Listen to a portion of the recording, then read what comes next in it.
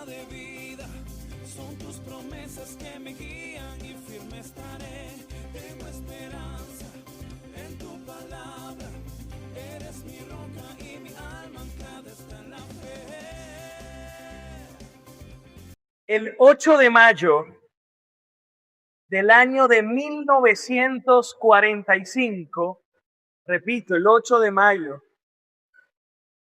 de 1945, millones de ciudadanos de Gran Bretaña, soldados en los frentes de batallas y familias refugiadas se agolparon alrededor de sus radios para sintonizar la BBC. De repente la transmisión se detuvo y se escuchó la voz rotunda de para aquel entonces el primer ministro de Gran Bretaña, Winston Churchill, el gran estadista, quien resonó a través de aquellas altavoces aquel día para anunciar el día de la victoria en Europa. Unas palabras tales como estas: ayer por la mañana los representantes del alto mando alemán firmaron el acta de rendición incondicional de todas las fuerzas terrestres, navales y aéreas. La hostilidad habrá de cesar oficialmente hoy a la medianoche. En otras palabras, estaba dando por terminada la guerra y el ataque que tenían en aquel momento los nazis con Gran Bretaña para aquel entonces. Ahora, quiero que imaginen la escena. En las calles de Londres, todavía para aquel momento había escombros, había ruinas por todo eso producto del bombardeo de los nazis. Las raciones de comida escaseaban completamente. Y el peligro de la reconstrucción era muy grande. En el plano físico y cotidiano, la devastación y las dificultades continuaban. Pero en el plano legal, en el plano militar, el veredicto definitivo ya había sido emitido completamente. Ya se había escuchado de las propias palabras de Winston Churchill, el primer ministro, de que ya había cesado, había culminado la guerra. El enemigo nazi había sido desarmado de forma incondicional. Aunque aquellos ciudadanos todavía estaban experimentando en sus vidas, en sus calles, las ruinas para aquel momento. A lo mejor alguien pudiera decir: pastor, ¿y qué tiene que ver eso con nosotros hoy? Estamos hoy en el día del Señor, día domingo. Venimos a alabar a Cristo, a alabar a nuestro Dios Trino. ¿Qué tiene que ver esto? Querida y amada iglesia, en el plano físico y terrenal, los cristianos del primer siglo, a los que el apóstol Pedro les escribe, a quienes él mismo llama extranjeros y peregrinos, ellos estaban experimentando en distintas áreas de su vida hostilidad, sufrían de marginación, de ataques de distinto índole, menosprecio, desprecio, hostilidad en la sociedad. Y muchas veces nosotros hoy en día van a haber momentos donde nos vamos a decir: hey, si somos cristianos, si Cristo venció, ¿por qué todavía padecemos? ¿Por qué más bien pareciera que el pueblo cristiano, en vez de verse como el gran vencedor, muchas veces sufre penalidades, abandonos, ataques? A veces somos menospreciados. como que si fuéramos una sociedad que para muchos terminan menospreciando. Pero cuán maravillosas son las palabras que el apóstol Pedro habla con aquellos peregrinos y extranjeros que hoy también nos retumban a nosotros. Porque en el texto que vamos a ver hoy del apóstol Pedro, es como que si Pedro también nos manda a sintonizar la radio. Escuchen. Y así como Winston Churchill anunció, hemos vencido la guerra, ya ha llegado a su fin. Ya hay una victoria contundente. Es como que si Pedro también dice, sintonicen la frecuencia del cielo, porque se va a lanzar una proclama. Y la proclama es que mientras, aunque todavía estamos en un mundo terrenal donde somos perseguidos, en las regiones celestiales, ya nuestro rey anunció su final y contundente victoria, la cual le dijo, tengo las llaves del Hades y de la muerte, y finalmente he aplastado la cabeza de la serpiente antigua. El Señor Jesucristo vive y reina, ha vencido, y todos los que estamos con Cristo hemos vencido con Él.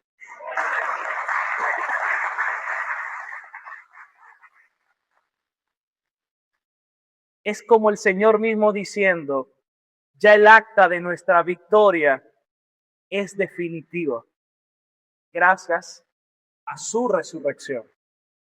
Y para que esto quede sellado en cada uno de nosotros, quiero que podamos leer la gran idea del mensaje de esta mañana. Y la gran idea que vamos a leer dice así, aunque el camino del peregrino terrenal esté bajo el fuego del sufrimiento, la marginación y la presión de una cultura hostil. Recuerde que nosotros en este mundo somos peregrinos, somos extranjeros. Nosotros, aunque estemos en este mundo, no somos de aquí. Hace un momento cantamos una canción que decía que la ciudad de Dios es lo que anhelo yo. Y es precisamente nosotros, aunque estemos aquí, no somos de aquí. Y pronto estaremos también allá con el Señor. Es más, viene un cielo nuevo, una tierra nueva. Y nosotros con un cuerpo nuevo, tangible, vamos a estar con el Señor también. Y en ese lugar ya no habrá más dolor, ya no habrá más sufrimiento, ya no habrá más aflicción, ya no habrá más pecado, ya no habrá más un enemigo, porque el Señor venció finalmente, definitivamente. Por eso, nuestro veredicto final ya fue firmado en los cielos. El acta de los decretos que nos era contraria fue anulada, quitada del medio y clavado en la cruz. Y el Señor exhibió su triunfo públicamente ante los principados, potestades, gobernadores celestes. Por eso nuestro veredicto final ya fue firmado en los cielos. La victoria absoluta e histórica de Cristo garantiza que seremos vindicados eternamente. ¿Sabe qué significa vindicado? Es la pompa de Dios cuando Él se ha exaltado en gloria y nosotros también seamos manifestados en gloria con Él. El pueblo de Dios que venció por medio de nuestro Señor Jesucristo. Y hay tres verdades definitivas que vamos a estar compartiendo durante esta mañana. Y las tres verdades son estas.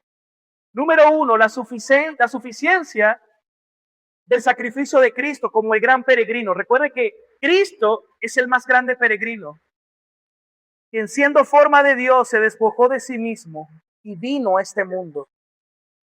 ¿Y cómo vivió en este mundo?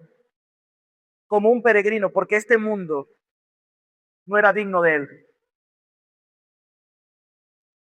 Por eso, ese es el primer punto. El segundo punto, la soberanía de la proclamación del peregrino, cuando Cristo anunció su victoria. Y en tercer lugar, la seguridad de la salvación del peregrino, la señal del pacto visible que muestra la entronización inamovible de nuestro Rey. Y por eso, querida iglesia, en esta mañana le damos la bienvenida a nuestra iglesia Ancla de Vida. Quiero compartir con ustedes este mensaje que lleva como título el veredicto del final, la victoria del peregrino. Me gustaría que a la cuenta de 3 podamos repetir todos juntos el título. 1, 2 y 3. El veredicto final, la victoria del peregrino. Y quiero que vayamos ahora a la palabra, el texto que vamos a meditar y reflexionar en esta mañana. Primera de Pedro, capítulo 3, versículo 18 al 22.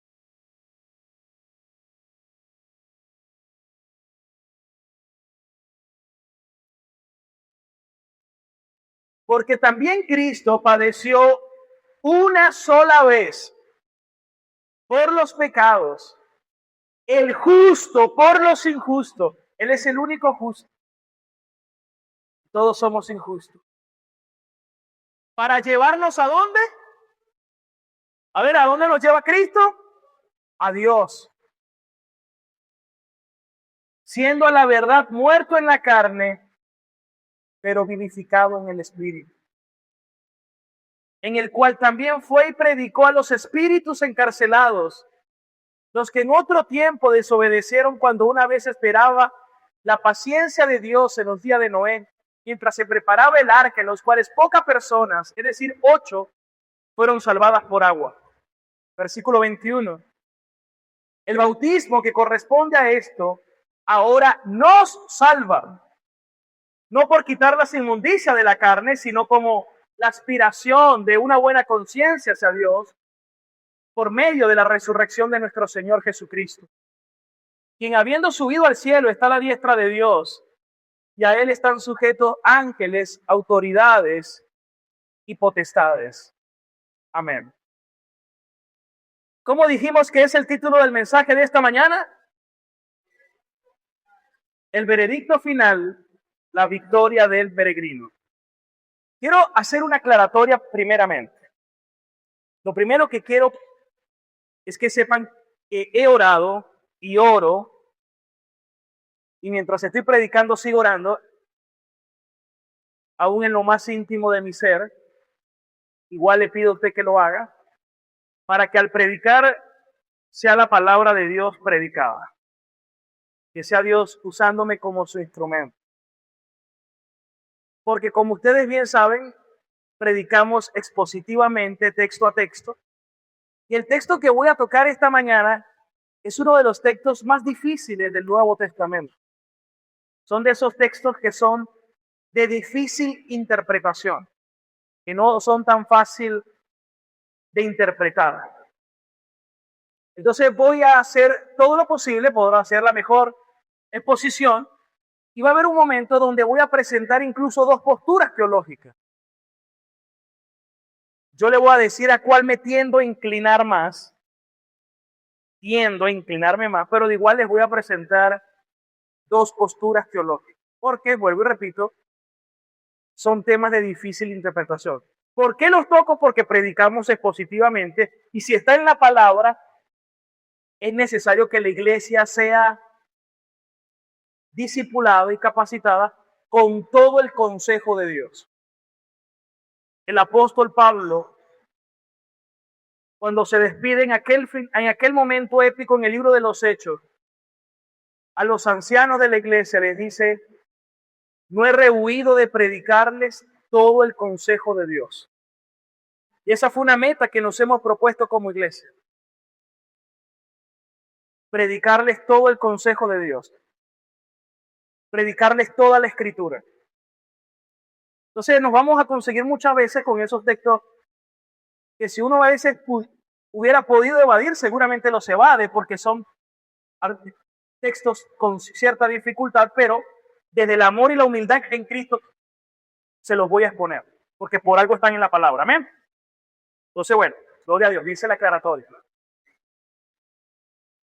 Lo primero que vamos a hacer es que vamos a hacernos la pregunta obligatoria.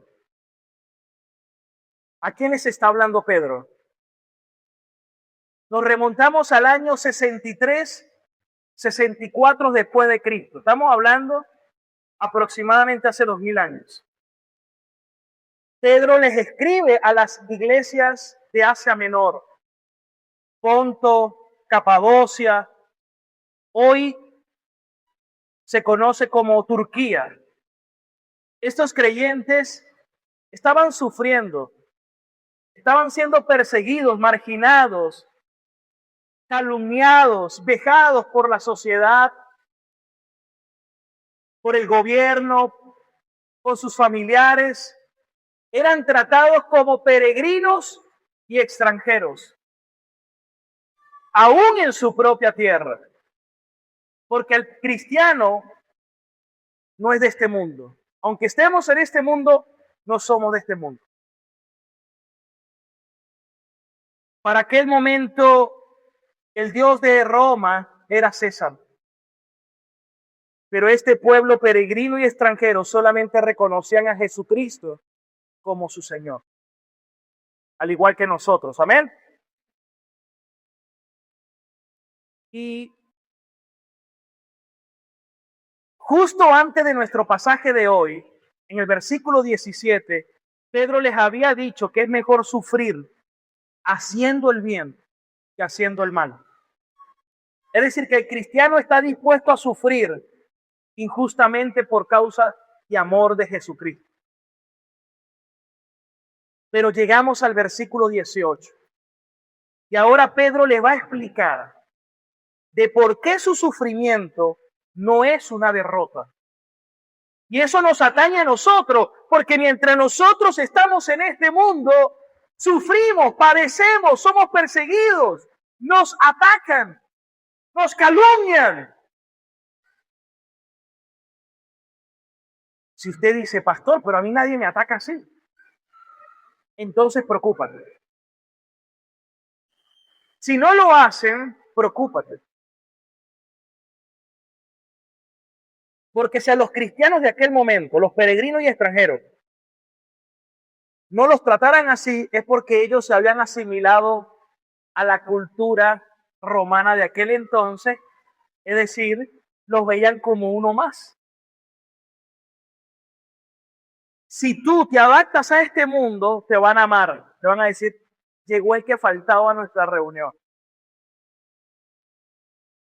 Llegó el que le pone la chispa a la fiesta. Pero si usted mantiene una posición cristiana firme en querer vivir para la gloria de Dios, este mundo te va a odiar. Te van a decir fanático. Te van a decir religioso. Te van a decir tonto.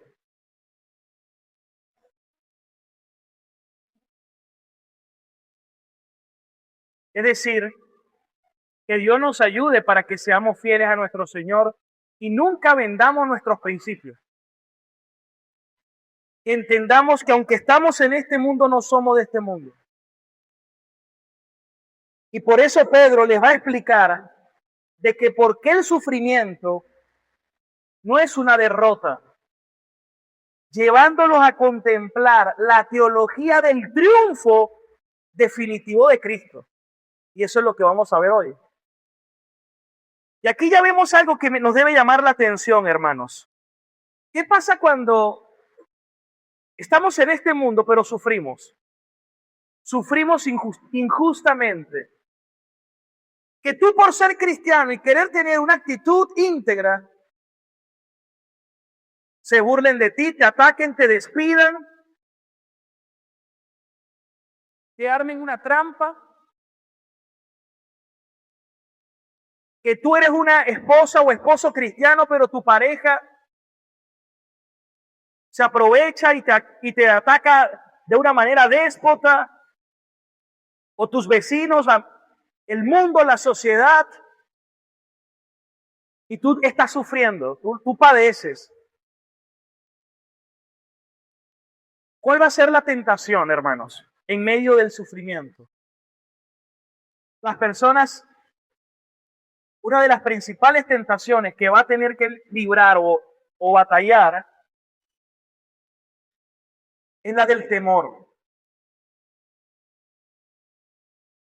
de la soledad, del rechazo,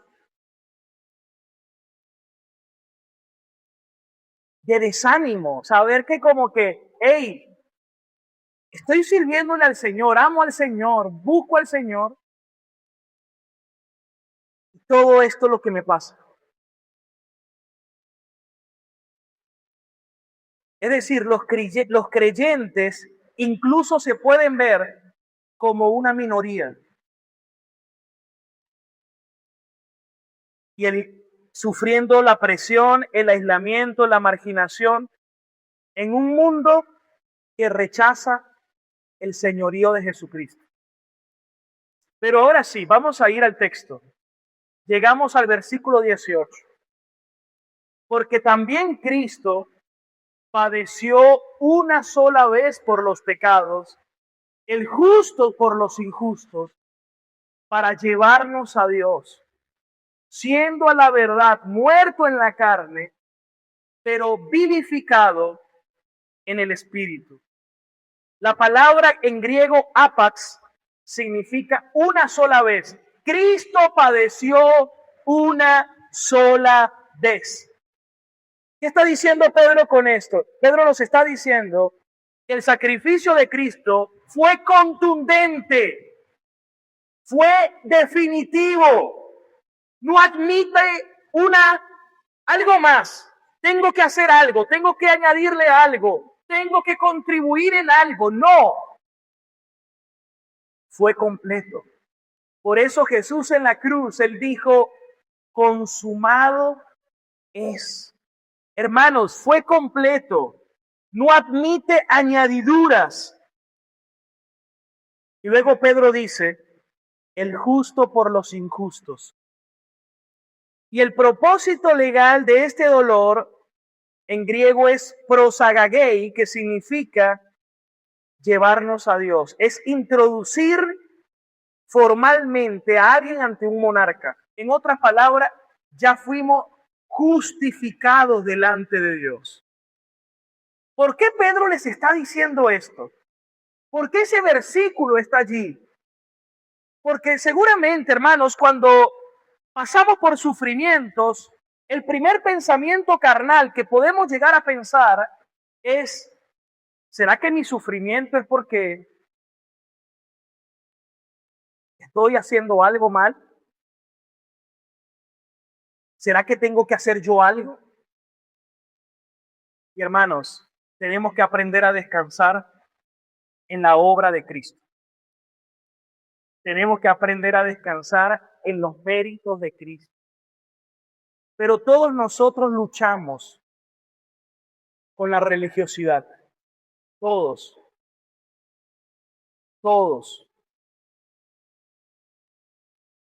Venimos con una mente de que, ¿qué tengo que hacer? ¿Cuánto tengo que sufrir para que Dios me oiga? En la religión tradicional, ¿qué votos tengo que pagar yo? Tengo que hacer un viacrucis, tengo que caminar una procesión a pie, tengo que autoflagelarme, ¿qué tengo que hacer para que Dios me oiga? Pero en el pueblo evangélico también se tiene esa lucha de una manera solapada. Por ejemplo, voy a ayunar para que Dios me oiga. ¿Alguna vez ha escuchado algo así? Y ojo, yo no estoy en contra del ayuno como una disciplina espiritual que fortalece mi comunión con Dios.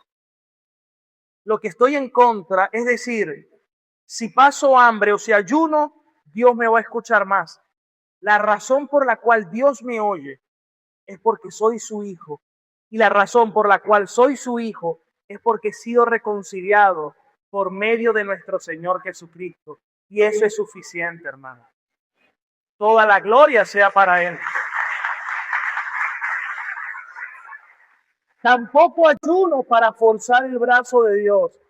Es decir, que si tengo 4 días con el estómago vacío, entonces ahora Dios iba a cambiar de parecer en darme lo que le estoy pidiendo. No, sus propósitos son eternos. Cuando ayuno, más bien es un momento donde yo me humillo para buscar mi comunión con Dios, en el amor de Dios, para deleitarme con Dios, para no pensar en otra cosa sino en abocarme a Dios. Pero un ayuno que también es muy importante sería también el del teléfono. Porque esto incluso te puede distraer mucho más hoy en día. Es que me voy a abocar al Señor, pero la razón por la cual Dios me oye es porque soy su hijo. Yo puedo llamar a Dios Padre nuestro por la sencilla razón de que he sido reconciliado con su hijo. Pero todos hemos heredado una mente religiosa. Lo mismo a la hora de ofrendar. Hay personas que ofrendan por miedo. No, para que no me vaya mal. Eso es legalismo y religiosidad. Otro, para que Dios me dé más. Eso es avaricia y egoísmo. La principal razón por la que nosotros ofrendamos es porque es un acto de adoración, porque Dios es el dueño de todo y yo solo soy un administrador. Y yo estoy comprometido con el alcance y el avance del reino de Dios. Y amo su obra. Y lo amo a Él. Pero es muy fácil hacer cualquier cosa con una mentalidad incorrecta. Y algo que siempre debemos evaluar es la motivación. Pero esto nos lleva al Padre para llevarnos a Dios. Y dice, siendo a la verdad muerto en la carne, pero vivificado en espíritu. ¿A qué se refiere de vivificado en su espíritu? Cristo murió en la esfera humana. Él fue sometido al dolor físico, pero fue resucitado a una dimensión de gloria. Porque voy a poner una diferencia. ¿Fue igual la resurrección de Cristo, por ejemplo, a la resurrección de Lázaro? No, porque la resurrección de Lázaro fue en su mismo cuerpo. Lázaro, con el mismo cuerpo que murió, con el mismo resucita. Cristo, aunque fue su mismo cuerpo, es un cuerpo ahora glorificado, transformado. Él abrió una nueva era y en una esfera espiritual donde ahora Él es el primogénito y la primicia de todos los que resucitamos con Él. Por eso cuando Cristo murió en la cruz, Él no murió solo. Cuando Cristo fue sepultado, no fue sepultado solo. Y cuando Cristo resucitó, no resucitó solo. La iglesia estaba con Él. Por eso con Cristo estoy juntamente crucificado. Pero como dice Romanos 6:3, con Cristo he sido crucificado, con Cristo he sido sepultado, con Cristo he resucitado y hoy estoy sentado con Cristo en los lugares celestiales para la gloria de Dios. ¡Aleluya! Repito, con Cristo he sido crucificado, sepultado, resucitado y hoy estoy sentado en lugares celestiales con Él. ¿Saben qué? Esto de vivificado en el Espíritu es tan importante porque cuando nosotros predicamos debemos predicar el Evangelio completo. La iglesia tradicional se queda en la cruz muchas veces, pero la iglesia evangélica también. Muchas veces escuchamos la cruz, la sangre, la cruz. Y eso está bien, sí, pero es la mitad del Evangelio. Tú tienes que predicar el Evangelio completo. Porque no termina en la cruz. Miren lo que dice Romanos capítulo 6, versículo 3. Romanos 6:3. ¿No saben que todos los que hemos bautizado espiritualmente en Cristo Jesús hemos sido bautizados en su muerte? Versículo 4. Porque somos sepultados juntamente con Él. Él no fue solo sepultado, nosotros con Él. para muerte por el bautismo, a fin de que como Cristo resucitó de los muertos para la gloria del Padre, así también nosotros andemos en una nueva vida. Es muerte, sepultura y resurrección. Leamos 1 Corintios capítulo 15, versículo 1. 1 Corintios capítulo 15, versículo 1. Además les declaro, hermanos, dice Pablo, el evangelio que les he predicado, el cual recibieron y en el cual también perseveran. Versículo 2. Por el cual asimismo, si retienen esta palabra que yo les predico, serán salvos. Es decir, deben escucharlo y deben retenerlo, permanecer. Porque si no creyeron en vano. Hay gente que cree un tiempo y después deja de creer. No, hay que perseverar. Versículo 3.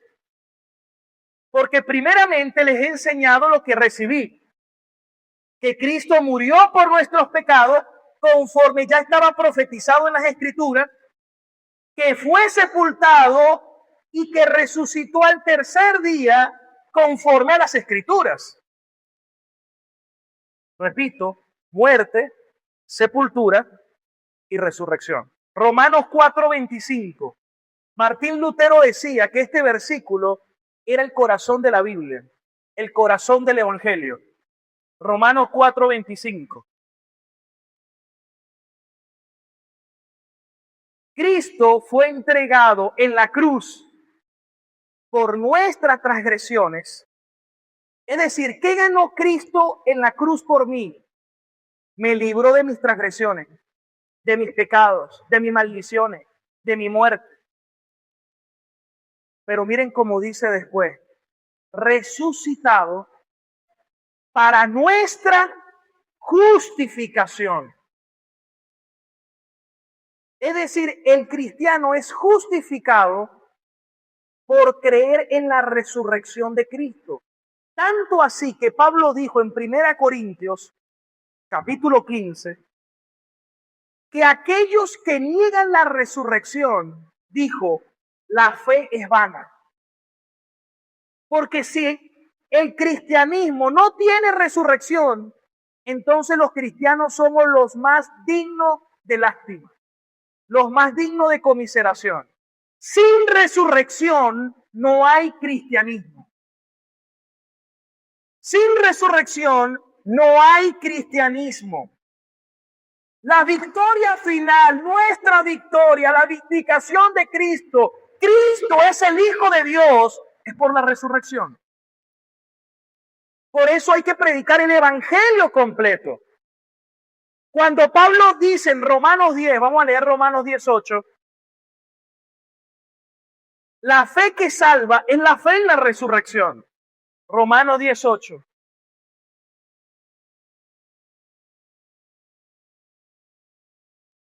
Cerca de ti está la palabra de Dios en la boca y en tu corazón.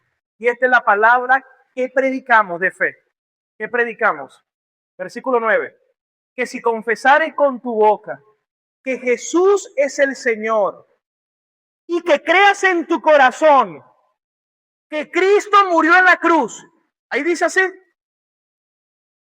¿Dice así que Cristo murió en la cruz? No. Que Dios lo resucitó, lo levantó de entre los muertos. Si crees en eso, entonces serás salvo. Hermanos, predica el evangelio completo. Amén. ¿Cuánto le dan la gloria al Señor?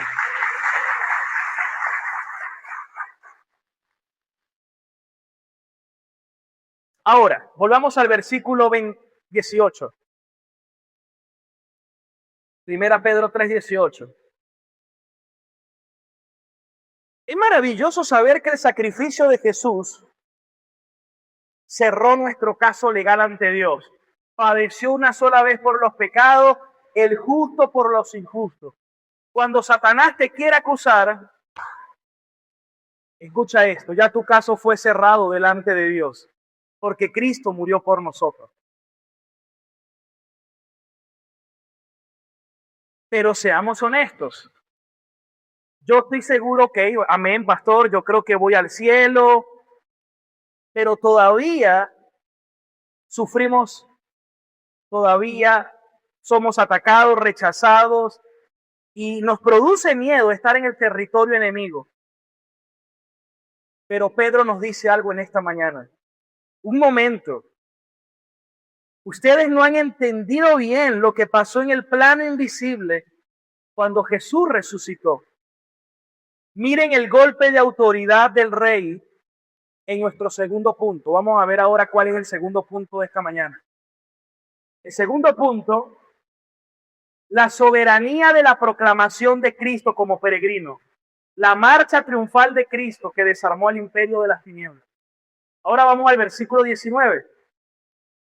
Y aquí llegamos a uno de los versículos más difíciles de interpretación del Nuevo Testamento, donde en la misericordia y por la gracia de Dios voy a exponerles, les voy a mostrar dos posiciones y les voy a decir a cuál me inclino yo más.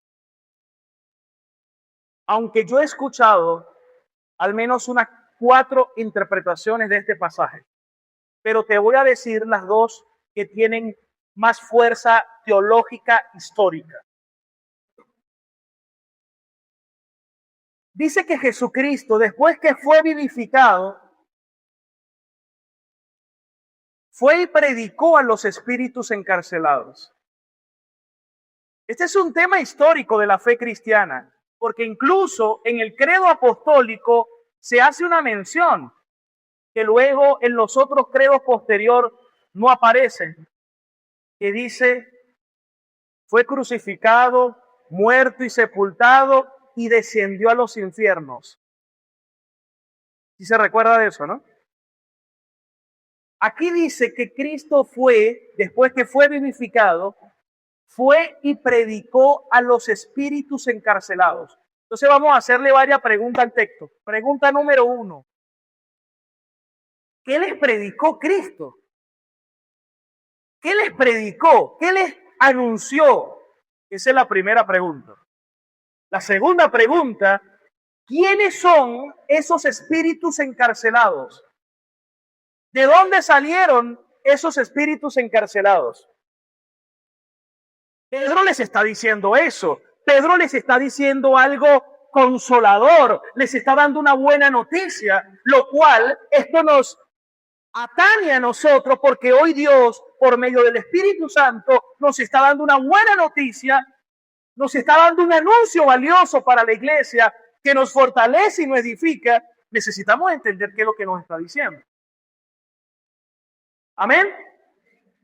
¿Cuáles son las dos preguntas? A ver, ¿quién me las refresca? Primero, ¿qué les predicó? Y segundo, ¿quiénes son los espíritus encarcelados? Leamos el siguiente versículo. Los que en otro tiempo desobedecieron. Estos espíritus encarcelados desobedecieron. Cuando una vez esperaba la paciencia de Dios en los días de Noé. Eso me lleva al tiempo de Noé. Génesis capítulo 6. Porque el diluvio es el capítulo 7. Mientras se preparaba el arca, en el cual pocas personas, es decir, 8, fueron salvadas por agua. Ok. Vamos a hacer la primera aclaratoria. Cristo fue y predicó a los espíritus encarcelados. Pero esa no es una predicación para salvación, como cuando nosotros anunciamos el evangelio. Porque la palabra en griego aquí es keruso, que es una proclama o decreto oficial por una victoria militar. Lo que hizo Winston Churchill cuando dijo a través de la BBC, aquel mayo de 1945, la guerra británicos ha terminado, Hitler y todo el ejército nazi ya se ha rendido. Hemos vencido. Una proclama. Cristo fue y le predicó una proclama. Cristo dijo, ¿se acuerdan? Génesis 3:15. He puesto enemistad, dice el Señor, entre ti, le dijo a la serpiente y a la mujer, entre tu simiente, entre tu descendencia y la descendencia de la mujer, Cristo. De la simiente de la mujer vendrá aquel que le aplastará la cabeza a la serpiente antigua, aunque será a través de un costo que le morderá el calcañar. Cristo en su proclama dice ahora victoriosamente a los espíritus encarcelados: yo soy el que tenía que venir, tengo las llaves del Hades y de la muerte, he vencido, he sido vivificado en el espíritu, le he aplastado contundente y definitivamente la cabeza a la serpiente y vivo y viviré para siempre. ¡Aleluya!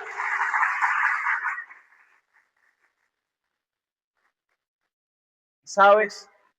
Por eso Colosenses 2:15, exhibiendo públicamente a los principados, potestades, huestes espirituales de maldad, gobernadores de las tinieblas.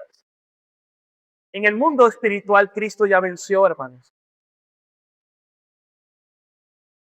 Y damos toda la gloria al Señor. Solamente Él pudo atar al hombre fuerte para poder saquear todo lo que tenía secuestrado. Cristo, nadie más. Por eso el cristiano solo teme a Dios. El cristiano no puede temerle a los hombres. Si yo le temo a un hombre, estoy pecando delante de Dios. Porque solo el temor es a Jehová. El principio de la sabiduría es el temor a Jehová. Isaías 8, Jehová de los ejércitos sea tu miedo y tu temor solamente, no más. Jesús dijo, no teman al que puede matar tu cuerpo, teme a aquel que puede después de matar el cuerpo, mandar tu alma al infierno. Al único a quien debemos temer es a Dios. A nadie más, hermano. La vida del hombre está solamente en las manos de Dios. Cuando sientas temor, en ese momento pídele a Dios, Señor, guárdame, porque solamente mi temor debe ser a ti. Y solamente a ti yo debo procurar agradar todos los días de mi vida. ¿Cuántos toman esa palabra, hermanos?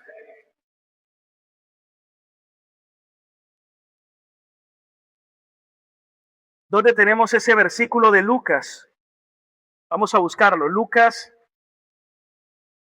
eso está en el capítulo 12, versículo 4. Yo les digo, amigos míos, dijo el Señor, no teman a los que maten el cuerpo. Si alguien te quiere matar tu cuerpo, no puedes tener temor. Es el mandato del Señor. No le temas al que pueda matar tu vida. No le temas. Él dice, amigos míos, no teman a los que maten el cuerpo y después no pueden hacer nada más.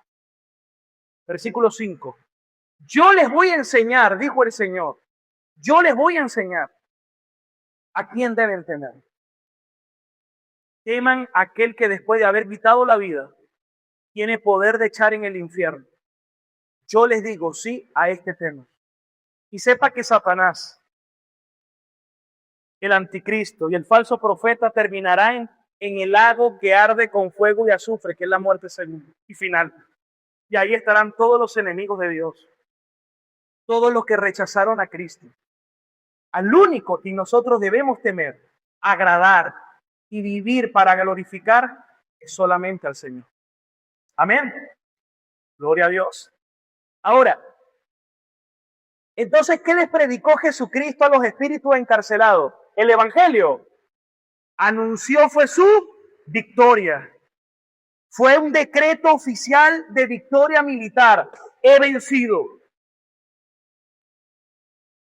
Muy bien. Ahora viene la pregunta, ¿y quiénes son los espíritus encarcelados? De las 4 posiciones, hay 2 que son las más fuertes, bíblicas e históricamente en la fe cristiana, que son las que te voy a presentar. La primera, incluso padres de la iglesia como San Agustín, e incluso de línea reformada como Calvino, tenían esta postura.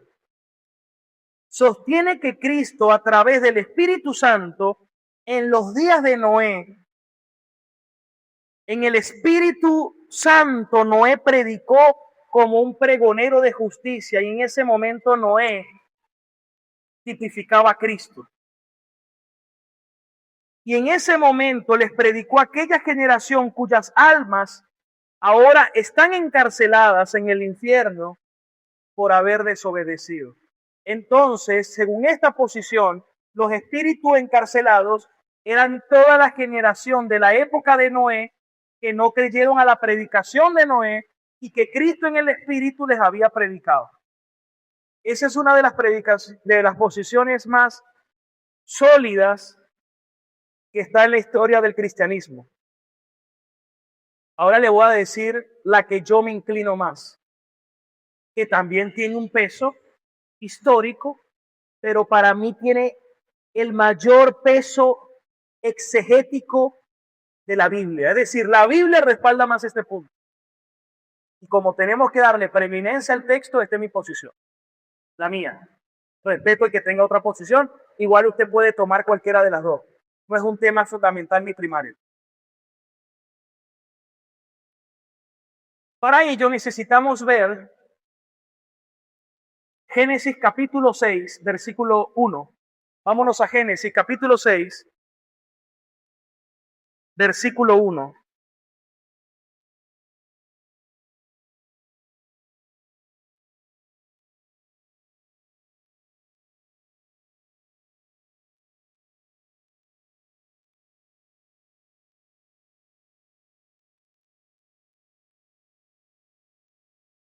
Aconteció que cuando comenzaron, ustedes recordarán que Génesis 1 y 2, Dios todo lo hizo en bendición y vida. Génesis 3 ocurrió la caída de Adán y Eva, ¿se recuerdan? Y todo pasó de bendición a maldición y de vida a muerte. En Génesis 4 ya ocurrió el primer fratricidio. Caín mata a su hermano Abel. Ya comenzó a multiplicarse la maldad. En Génesis 5 comenzamos a ver las descendencias. Y en Génesis 6 aconteció que cuando comenzaron los hombres a multiplicarse sobre la faz de la tierra y les nacieron hijas, versículo 2. Viendo los hijos de Dios que las hijas de los hombres eran hermosas, la pregunta aquí es, ¿quiénes son los hijos de Dios? Hay dos posiciones teológicas. Una posición dice que son los hijos de Set. Estaba Caín, estaba Abel, pero luego está Set. Y Cristo vino de la genealogía de Set. Entonces, cuando hablan de hijo de Dios, es por la genealogía en la cual vino el Mesías, que es Cristo. Esa es una posición teológica. Pero la posición que les estoy exponiendo, que tiene también peso histórico y para mí tiene más peso bíblico, es que los hijos de Dios aquí eran ángeles. Y ya se los voy a demostrar. Viendo los hijos de Dios, es decir, ángeles, que las hijos de los hombres eran hermosas, tomaron para sí mujeres, escogiendo entre todas. Versículo 3. Y dijo Jehová, no contenderá mi espíritu con el hombre para siempre, porque ciertamente les carne, mas sus días ahora van a ser acortados a 120 años. Y ahora aparecen gigantes. Habían gigantes en la tierra en aquellos días. Y también después se llegaron los hijos de Dios a las hijas de los hombres y engendraron hijos, y esta gente era gente de renombre. ¿Dónde aparece esto de hijos de Dios que eran ángeles? Job capítulo 1, versículo 6. Acompáñenme. Job capítulo 1, versículo 6. Un día vinieron a presentarse delante de Jehová. ¿Quiénes? Los hijos de Dios. Ahí está hablando de quién? De ángeles. Entre los cuales vino también ¿quién? Satanás. Job capítulo 2, versículo 1. Aconteció otro día, vinieron los hijos de Dios para presentarse delante de Jehová, y Satanás vino también entre ellos, presentándose delante de Jehová.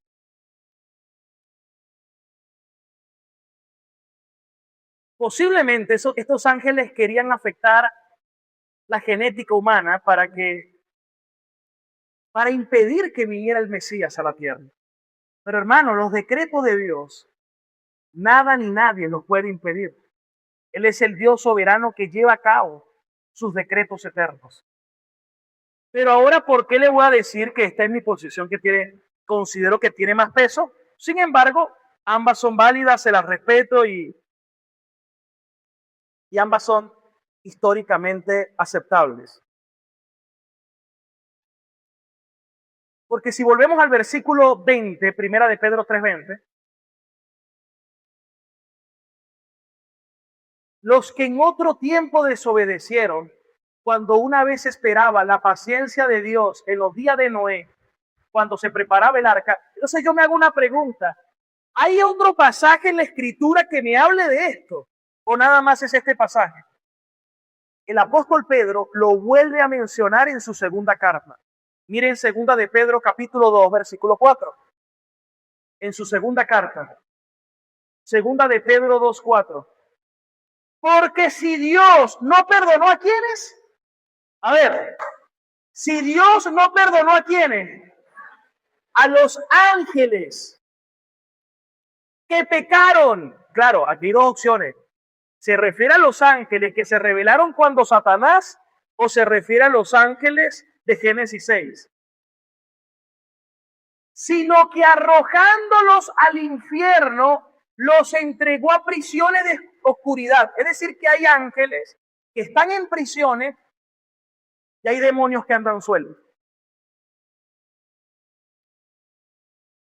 Y que están estos reservados para el día del ¿qué?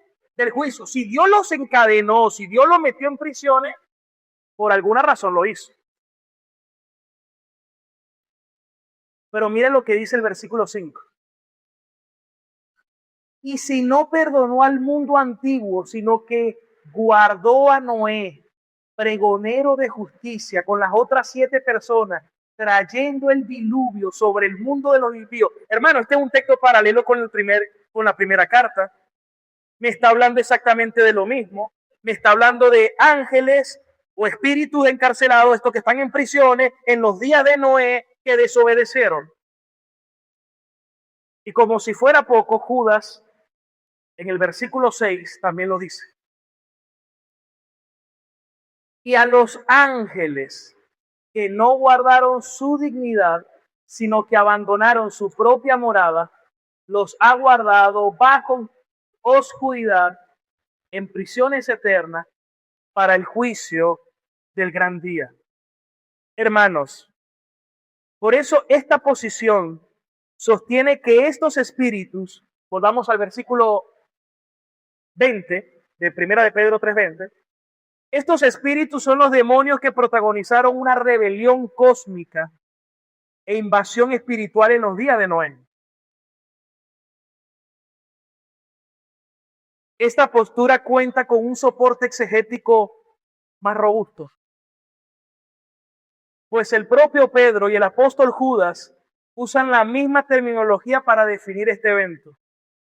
Dios no perdonó a los ángeles que pecaron, sino arrojándolos al infierno los entregó a prisiones de oscuridad.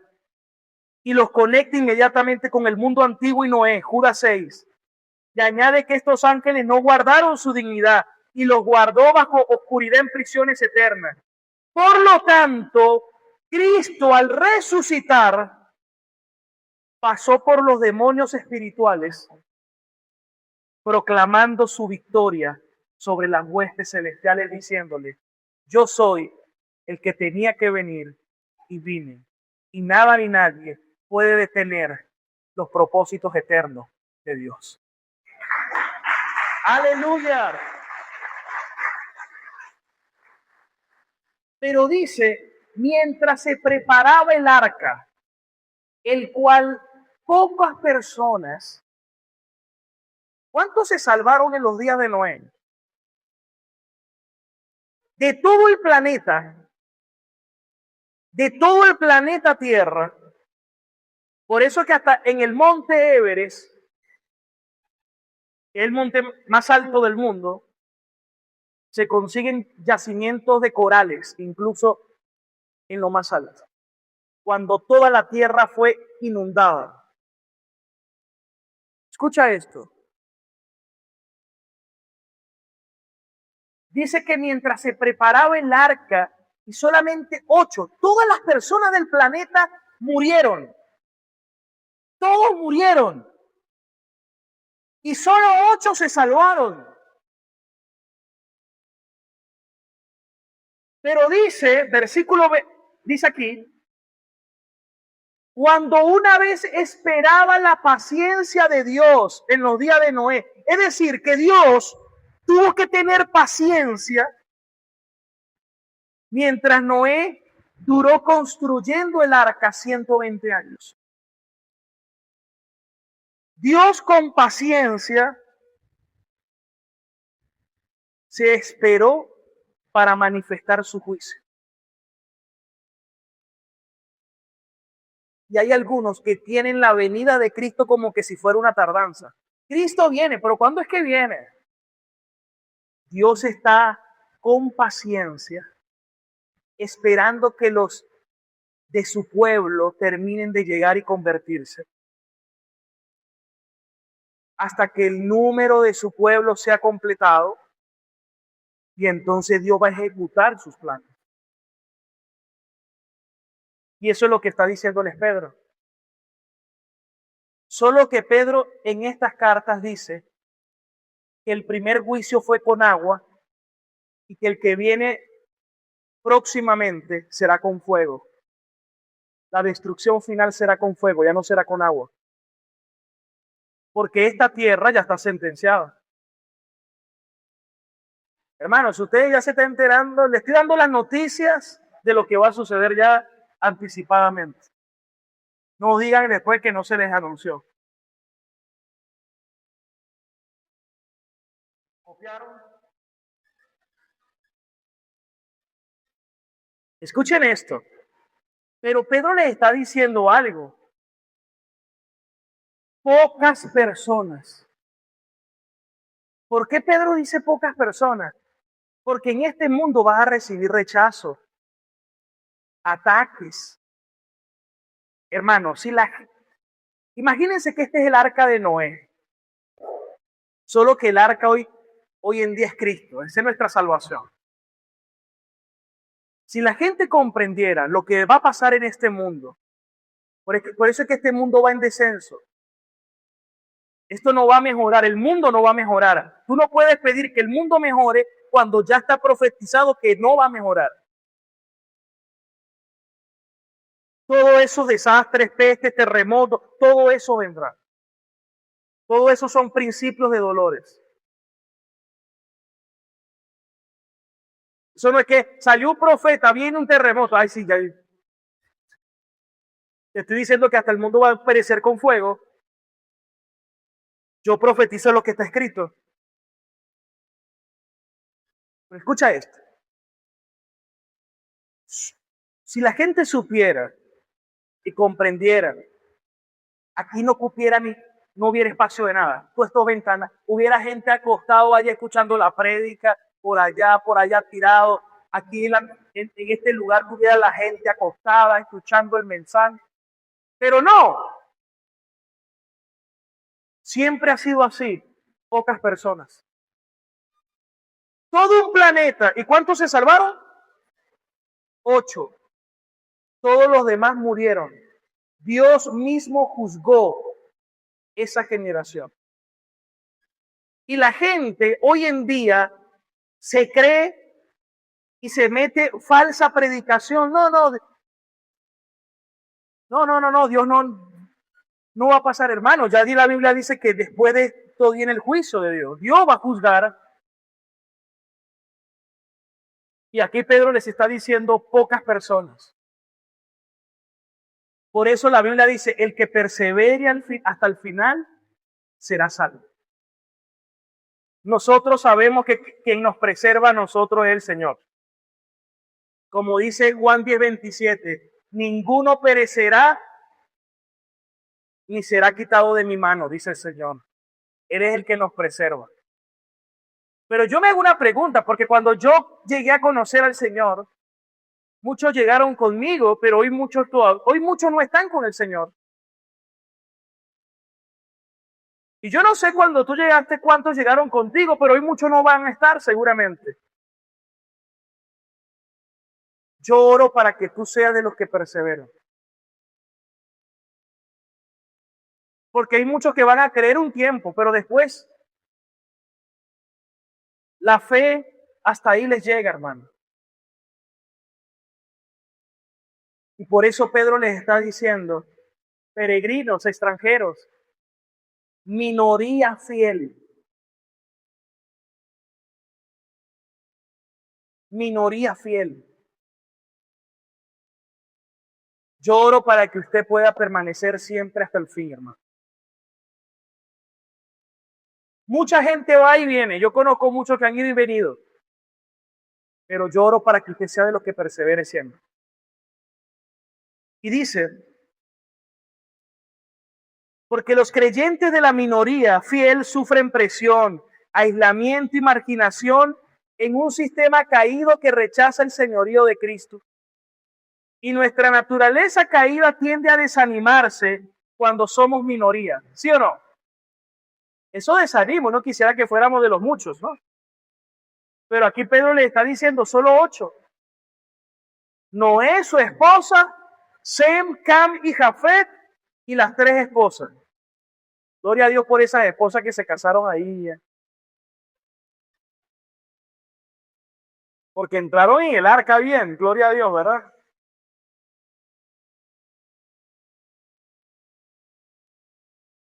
Para que nunca dudemos de la bondad de Dios en la prueba y que no cedamos ante el miedo de las fuerzas del mal. Pedro les está diciendo, no tengan miedo. Ya Cristo hizo la proclama.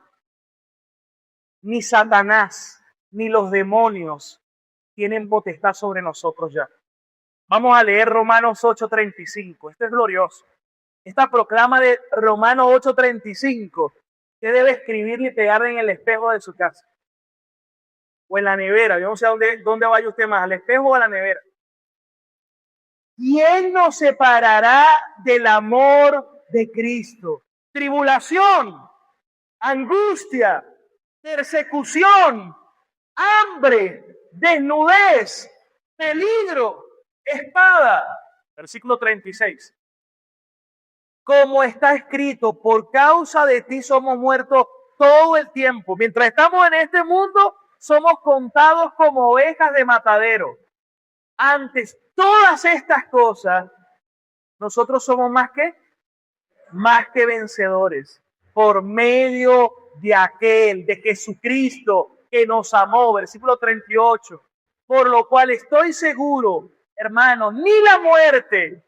Por eso no le temas al que puede matar tu cuerpo, porque ni la muerte, ni la vida, ni los ángeles, ni los principados, ni las potestades, ni lo presente, ni lo porvenir, ninguna cosa creada, versículo 39, ni lo alto ni lo profundo, ninguna otra cosa creada nos podrá separar del amor de Dios que es en Cristo Jesús, Señor nuestro. ¡Aleluya! Cristo es lo más seguro. Cristo es mi esperanza.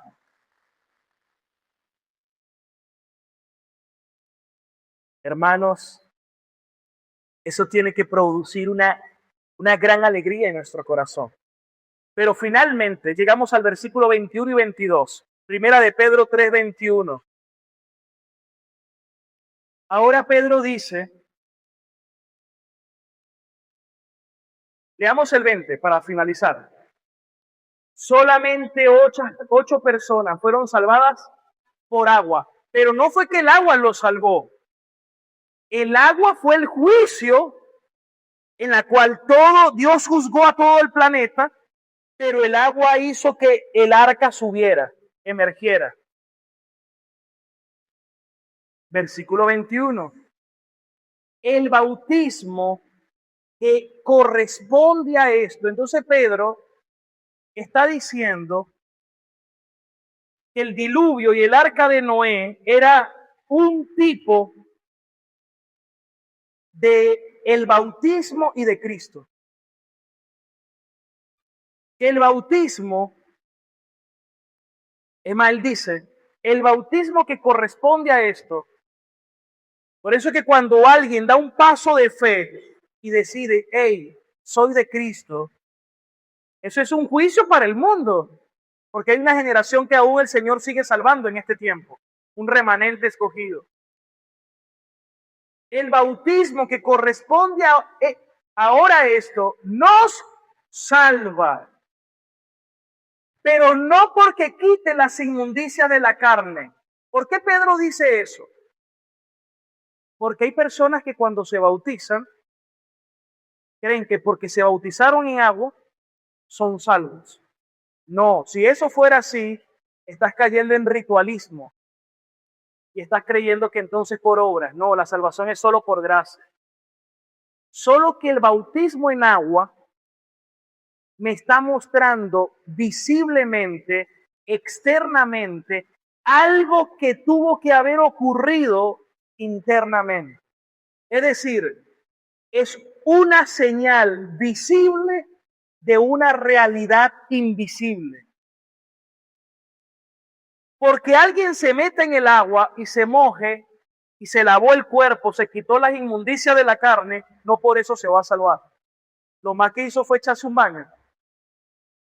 A menos que verdaderamente haya sido regenerado.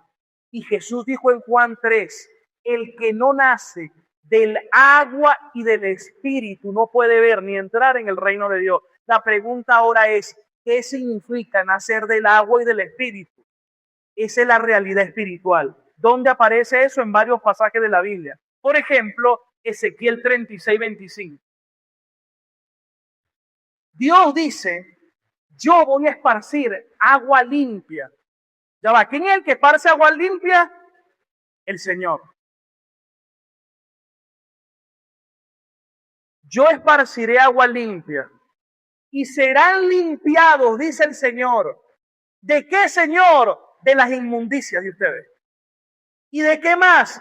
De todos sus ídolos. ¿Cuántos quieren que el Señor los limpie? Es más, si no los limpian, no tienen parte con el Señor. Es más, Jesús le dijo a Pedro, si tú no te dejas lavar mis pies, no tienes parte conmigo. Señor, lávame completo entonces. El que está limpio solamente necesita ser lavado los pies. Ya Pedro estaba limpio porque había sido regenerado por el Señor. Por mi palabra, ustedes ya están limpios.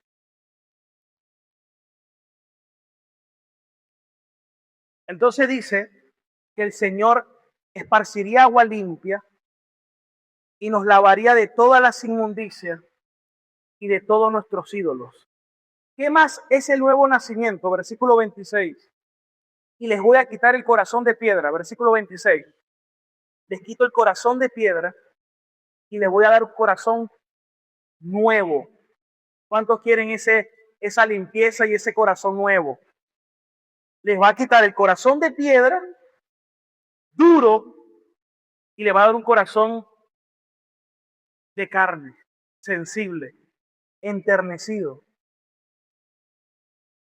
Y les daré espíritu, pondré un espíritu nuevo dentro de ustedes y quitaré de su carne el corazón de piedra y les daré un corazón de carne. Versículo 27. Y pondré dentro de ustedes mi espíritu. Entonces, nacer del agua y nacer del espíritu es esto. ¿Eres tú maestro de Israel, Nicodemo, y no entiendes esto? Si te hablo de las cosas terrenales y no entiendes, imagina si te hablo de las cosas celestiales.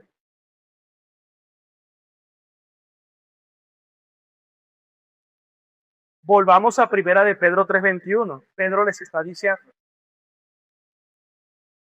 el bautismo que corresponde ahora nos salva, no porque te va a limpiar tu suciedad física, sino porque ese acto del bautismo ¿Qué sí es? Cuando yo me bautizo en agua, yo estoy diciendo, delante de Dios y delante de los hombres, yo aspiro a vivir con una buena conciencia de ahora en adelante al Señor. Quiero vivir de ahora en adelante una vida para agradar a Dios. Como una aspiración de una buena conciencia hacia Dios por el poder de la resurrección de Cristo. Porque el poder de la cruz de Cristo es el poder que me hace morir a mi viejo hombre. Pero el poder de la resurrección de Cristo es el poder que me hace vivir ahora una nueva vida. Una buena conciencia hacia Dios, y es precisamente por la resurrección de nuestro Señor Jesucristo. ¿Cuántos quieren vivir con una buena conciencia delante de Dios, hermano?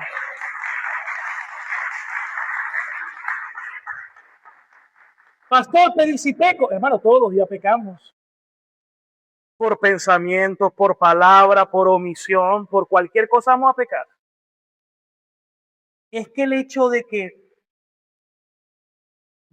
hayamos nacido de nuevo no significa que ahora seamos perfectos. Mientras tengamos este cuerpo no vamos a ser perfectos. Ahora, después de la resurrección física, ya no habrá más pecado. Gloria a Dios, ya Cristo lo castigó al pecado y al pecador en el infierno. ¿Dónde está, oh muerte, tu aguijón? ¿Y dónde está, oh sepulcro, tu victoria?